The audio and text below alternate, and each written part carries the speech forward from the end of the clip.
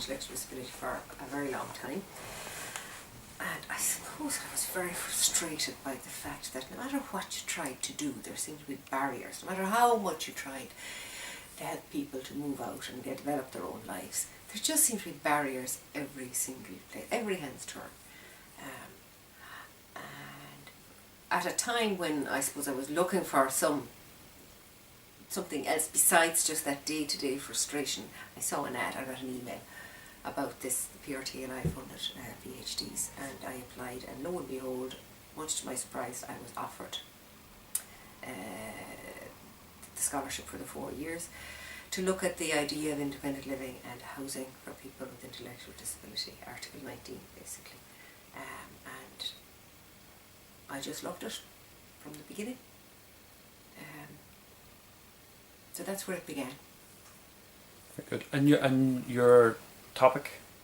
My topic was, well, it eventually emerged to be the implementation of Article 19 of the Convention on the Rights of Persons with Disabilities, for particularly looking at people with intellectual disabilities and the housing options for people. And I looked for a kind of a theory that would support a kind of a universalist approach to disability law and policy, or to all law and policy.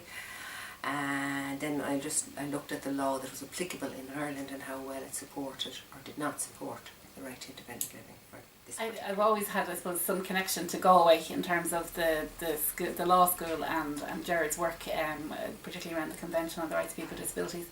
And I myself was, I suppose, an advocate for many years in Ireland around disability rights, and then I moved to international disability rights. So I suppose when I saw there was an opportunity, and I was always very interested in people with disabilities and their lives living in kind of low income countries and living in a different, I suppose, socio-economic and political contexts.